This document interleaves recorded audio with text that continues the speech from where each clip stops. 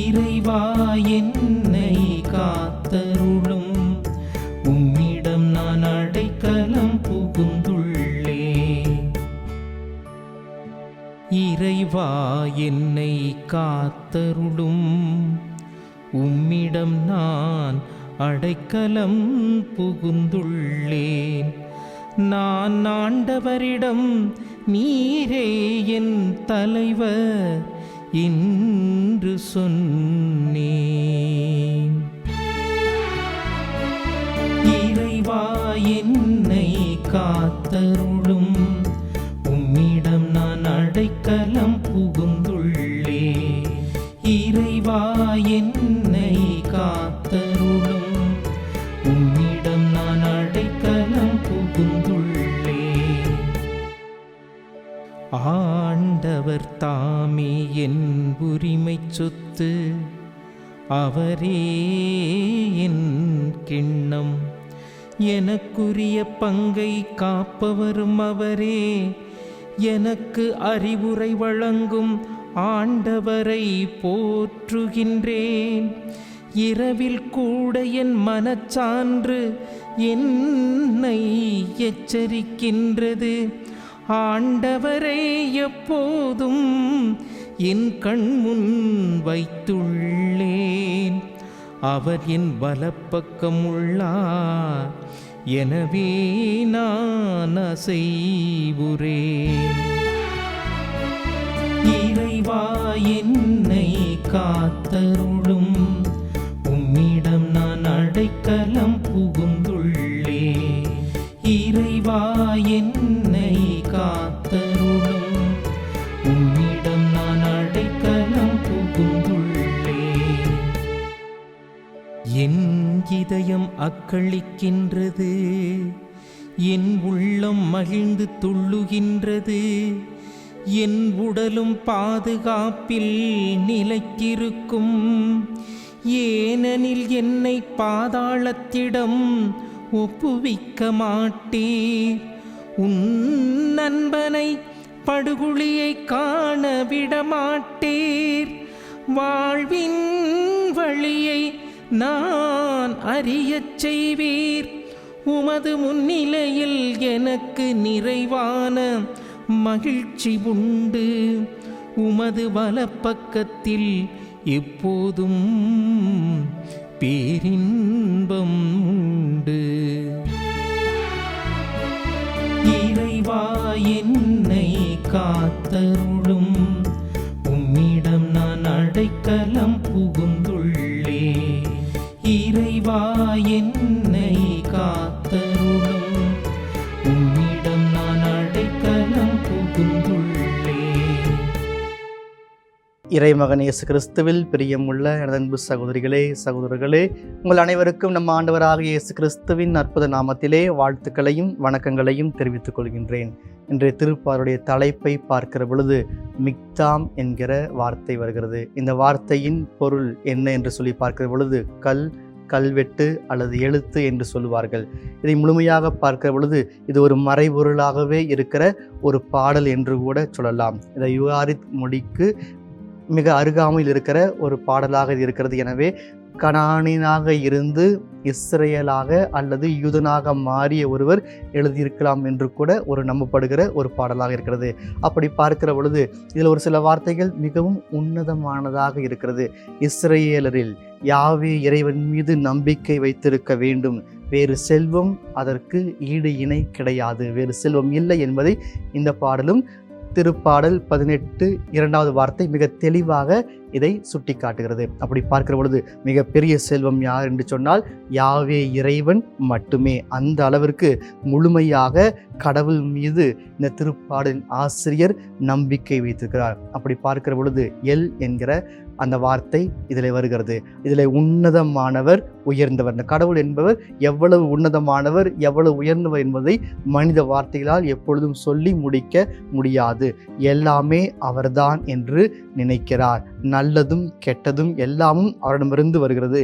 என்னை பாதுகாக்கிற கடவுள் நல்லவராக இருக்கிறார், நானும் நல்லவராக இருக்க வேண்டும் என்பதை இந்த திருப்பாடலானது தெளிவாக சுட்டி காட்டுகிறது. அந்த யூதர்களை பொறுத்த மட்டில் ஏன் அவர்கள் இப்படி சிந்திக்கிறார்கள் என்று சொல்லி பார்க்கிற பொழுது, கடவுள் அவர்களுக்கு மட்டும்தான் நான் தேர்ந்தெடுக்கப்பட்ட இனம் என்பதிலே அந்த யூதர்கள் மகிழ்ச்சி அடைந்தார்கள். எனவேதான் மற்ற யூதர் அல்லாதவர்களை அவர்கள் எப்படி பார்த்தார்கள் சொன்னால், நீ எதை வேண்டுமானாலும் போய் வழிபட்டுக்கொள், எங்களுக்கு பிரச்சனை இல்லை, ஆட்சேபணம் இல்லை என்று சொல்லி அவர்களை ஒதுக்கி வைத்து விட்டார்கள். மற்றவர்களுக்கு எந்த துன்பமும் இடையூறும் கொடுக்கவில்லை. அதற்கும் மேலாக மறைபரப்பு என்பது அவ்வளவாக இல்லை என்றுதான் சொல்ல வேண்டும். என்று சொன்னால், கடவுள் எங்களுக்கு மட்டும்தான் நான் தேர்ந்தெடுக்கப்பட்ட இனம், கடவுளால் தேர்ந்தெடுக்கப்பட்டிருக்கிறேன், விருத்த சேதனம் செய்யப்பட்டிருக்கிறேன், எனக்கும் கடவுளுக்கும் உடன்படிக்கை இருக்கிறது, அந்த உடன்படிக்கையில் யாருக்கும் பங்கில்லை என்பதை மட்டுமே அவர்கள் நினைவில் கொண்டிருந்தார்கள். எனவேதான் இதை எழுதியவர் கொஞ்சம் யோசித்து உட்கார்ந்து எழுதியிருக்கிறார். யூதர் அல்லாதவர் எழுதியிருக்கிறார் என்று சொல்லக்கூடிய அளவிற்கு இந்த திருப்பாடல் இருக்கிறது என்றுதான் சொல்ல வேண்டும். அப்படி பார்க்கிற பொழுது உடன்படிக்கையில் நடத்தி செல்கிறார். இறைவார்த்தை, 7வது இறைவார்த்தை தெளிவாக சுட்டி காட்டுகிறது. அப்படி என்று சொன்னால், அந்த உடன்படிக்கையில் யூதர்கள் அல்லாதவர்கள் கூட வழி நடத்தி செல்லப்படுகிறார். அது கடவுள் முன்னின்று அவர்களை வழி நடத்துகிறார் என்பதை இது சுட்டி காட்டுகிறது. அதிலும் இன்னும் சிறப்பு என்ன என்று சொன்னால், இரவில் கூட என்கிற அந்த வார்த்தை, தூங்கும் பொழுது கூட கடவுள் என்னை, இந்த தூக்கத்தில் கூட என்னை வழி நடத்துகிறார். அல்லும் பகலும் என்னை, இரவும் பகலும் என்னோடு இருந்து என்னை வழி நடத்துகிறார். அவருடைய சட்ட திட்டங்களை எனக்கு கற்றுக் கொடுக்கிறார் என்பதை இது சுட்டி காட்டுகிறது. அதற்கும் மேலாக பார்க்கிற பொழுது, மனித உடலிலே மிக முக்கியமான பாகம் எது என்று சொல்லி கேட்கிற பொழுது, இதயம், சிறுநீரகம், இந்த 2ஐ மட்டும்தான் அந்த யூதர்கள் சொல்லுவார்கள். இந்த 2ல் எதுக்கு டேமேஜ் வந்தாலும், எது பழுதானாலும் அதை சரி செய்ய கொஞ்சம் கடினமாக இருக்கும். சரி செய்வது என்பது இயலாது. அதை உணர்ந்தவர்களாய் இதற்கு எப்படி முக்கியத்துவம் இருக்கிறதோ அதே ஒன்றுதான் கடவுளுக்கும் முக்கியத்துவம் இருக்கிறது. கடவுள் அவ்வளவு முக்கியமானவர். இந்த பகுதி எப்படி நமக்கு முக்கியமோ அதைவிட மேலாக கடவுள் எனக்கும், என் குடும்பத்திற்கும், என்னை வழிநடத்துவதற்கும், என்னுடைய தொழிலுக்கு முக்கியம் என்பதை இந்த திருப்பாடலின் ஆசிரியர் தெளிவாக சுட்டி காட்டுகிறார். உள்ளுறுப்புகள் எங்கே இருக்குது, எப்படி இருக்குது, யாருக்கு தெரியும்? தெரியாது.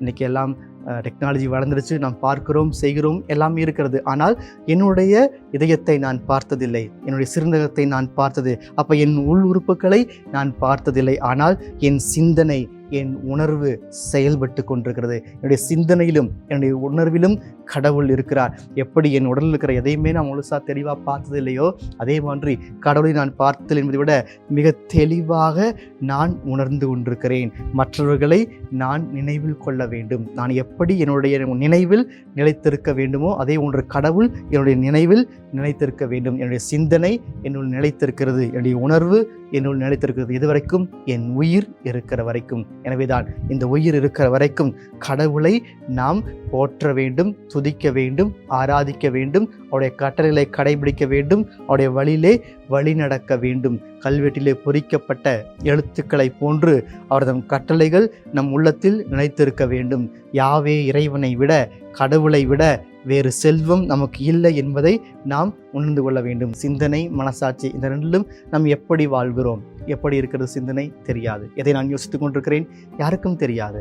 நான் பேசிட்டு இருக்கும் பொழுது எதை யோசிக்கலாம், எதை வேணாலும் யோசிக்கலாம். ஆனால் என்னுடைய வாய் பேசிக்கொண்டிருக்கும். ஏதாவது ஒரு பூசையில் இருக்கிறோம் அல்லது ஜெபமாலை சொல்லுகிறோம், என்னுடைய வாய் ஜெபமாலை சொல்லி கொண்டிருக்கும். ஆனால் என் சிந்தனை எப்படி இருக்கும், என்னுடைய மனசாட்சி எங்கே இருக்கும் தெரியாது. ஆனால் அந்த இடத்திலும் கடவுள் இருக்கிறார். கடவுள் இருந்து வழி நடத்த வேண்டும். இந்த சிந்தனையையும் மனசாட்சியையும் அந்த இருக்கிற இடத்தை நாம் தேடி கண்டுபிடித்து அதன் வழியாக கடவுளை பின்தொடர்கிற ஆற்றலை நாம் கேட்க வேண்டும். அப்படி பார்க்கிற பொழுது நாம் எந்நாளும் எழுதப்படாத சட்டங்களாக கடவுளுடைய வார்த்தைகள் நம் உள்ளத்தில் எழுதப்பட்டிருக்க வேண்டும். எழுதப்படாது என்று சொன்னால் கடைபிடிக்க முடியாதது அல்ல, எல்லாம் கடைபிடிக்கக்கூடியது என்பதை உணர்ந்து கடைபிடித்து வாழ முயற்சி செய்வோம். என்று சொன்னால், யாவே இறைவனை விட வேறு நம்பிக்கை இல்லை, யாவே இறைவனை விட வேறு செல்வம் நமக்கு இல்லை என்பதை உணர்ந்து வாழ உங்களை அழைக்கிறேன். ஆமென்.